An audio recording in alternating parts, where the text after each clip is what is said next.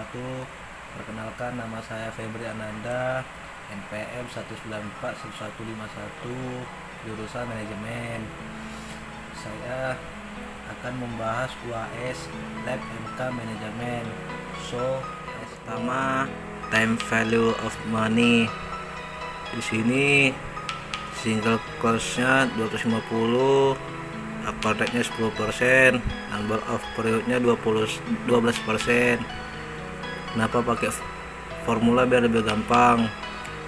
Dan berikut present value hasilnya 79,57,70.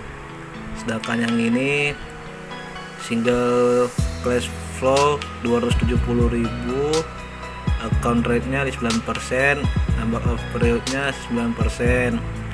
Sama. Kenapa menggunakan formula? Karena biar mudah. Di sini future value-nya hasilnya 586,41,19. Oh iya, present value ini dibagi, sedangkan future value ini dikali. Sekarang financial analysis. Di sini saya memakai PT Indofood Sukses Makmur Tbk yang mengambil tahun 2016 dan 2017. Di sini curian asetnya 13,362236 tahun 2016, 2017 36,689998. Karena liabilitiesnya 5,697,745 2016, 9,949,734 tahun 2017.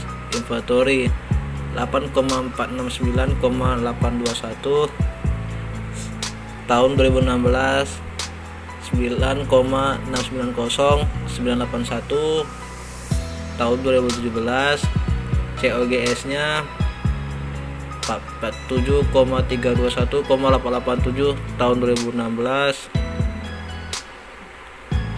50,318,096 tahun 2017. Sales 66,69,48 tahun 2016, 70,186,616 tahun 2017. Total aset 82,174,515 tahun 2016, 57,939,48 tahun 2017. Total liabilities nya 38,233,092 tahun 2016, 41,182,764 tahun 2017.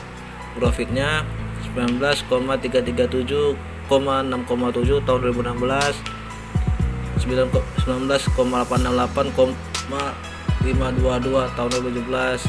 Cara mencarinya yaitu current aset dibagi current liabilities, dapatlah 2,35 yang tahun 2016, yang tahun 2017 nya 1,38.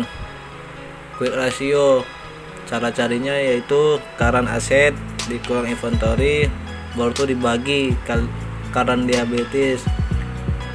Hasilnya tahun 2016 0,86 dan tahun 2017 hasilnya 0,40. Inventory turnover, cara mencarinya yaitu COGS dibagi inventory, dapatlah hasilnya 5,59 tahun 2016, sedangkan tahun 2017 5,19.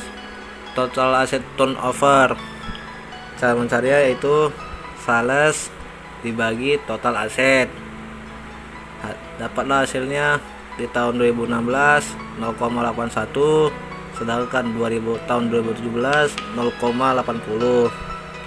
Debit ratio, cara mencarinya yaitu total liabilities dibagi total aset, dapatlah hasilnya 46,53% di tahun 2016, sedangkan di tahun 2017 46,83%. Cara mencari gross profitnya yaitu gross profit dibagi sales, dapatlah hasilnya di tahun 2016 29,0,1%, sedangkan tahun 2017 28,31%, yaitu bond valuation. Di sini I-nya 75, M-nya 1250, R 5%, N 7 tahun dan 14 time. Di sini 14 karena dia di sini membayar 2 kali lipat. Periodnya 0 sampai 14. Cash value-nya 75. Dari period 1 sampai period 3 75, dan di period 4 1825. PV-nya 70, berbeda-beda di setiap periodnya.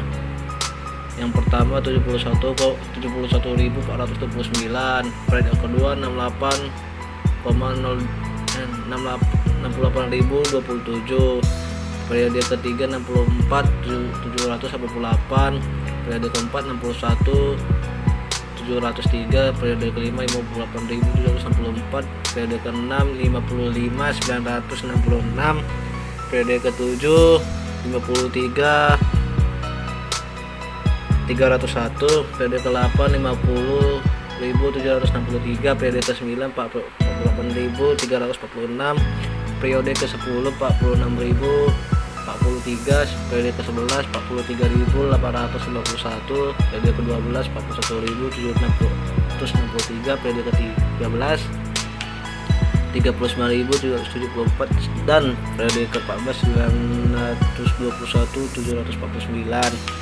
Dan dapatlah bond valuation-nya 1626,267, yaitu stock valuation. Di sini dividennya 302, dividennya 10%, zero growth-nya 0%, cost growth-nya 5%, variable growth-nya 9%, tahun pertama sampai tahun keempat, 8% tahun kelimanya. Di sini mencari zero growth-nya terlebih dahulu dan dapatlah hasilnya 3020. Baru tuh yang kedua mencari cost growth-nya dan dapatlah hasilnya 6342,00.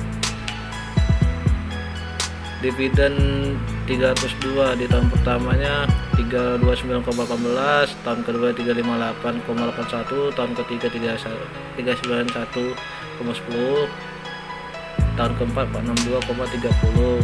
Value di sini agak berbeda. Nanti di tahun pertama sampai tahun ketiga enggak ada, yang ada di tahun keempat itu 23,020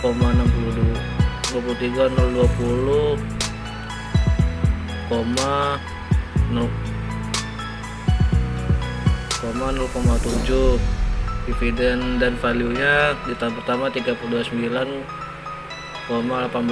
tahun kedua 58,81, 3,91,10, dan di tahun keempatnya ada 3446,37. Dividen value-nya sama dividennya nih sama di tahun ketiga sampai tahun pertama sampai tahun ketiga. Yang berbeda cuma di tahun keempat aja. Present value-nya 299,25, tahun pertama, tahun kedua 296,53, tahun ketiga 293,84, dan di tahun keempat 16,14,19, dan dapatlah hasilnya stock price-nya yaitu hasilnya 16,9,3,81. Dan terakhir capital budgeting, cost of capitalnya 14%. Ini yang proyekannya sama 13.000 tahun pertama sampai tahun kelimanya, sedangkan di project bid tahun pertama sampai tahun kelima berbeda. Baru pertama cari dulu PV of cash info-nya.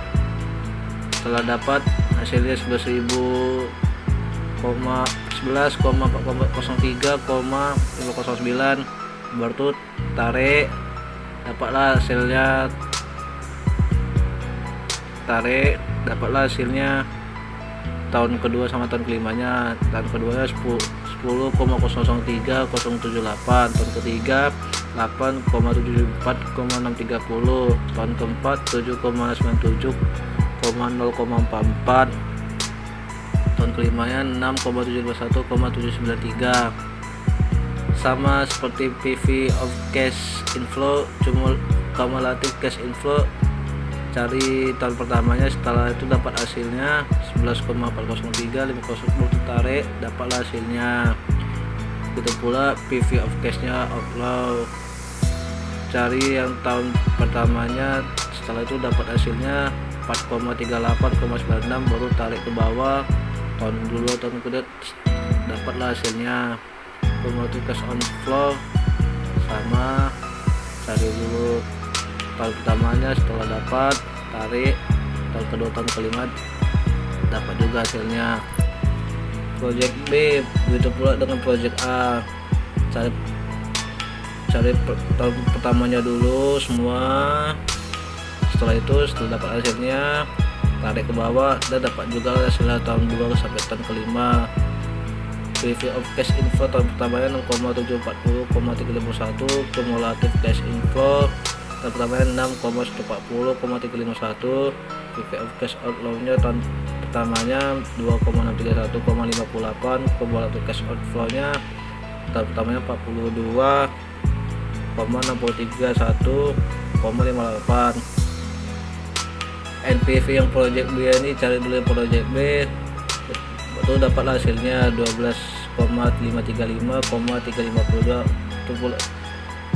IRR 0%, ROI-nya minus 22%. NPV yang project B, mencari yang project B, setelah itu dapatlah hasilnya 20,294,555. IRR-nya minus 8% dan ROI-nya minus 33%. Hasil kerjaan saya UAS Lab MK Manajemen.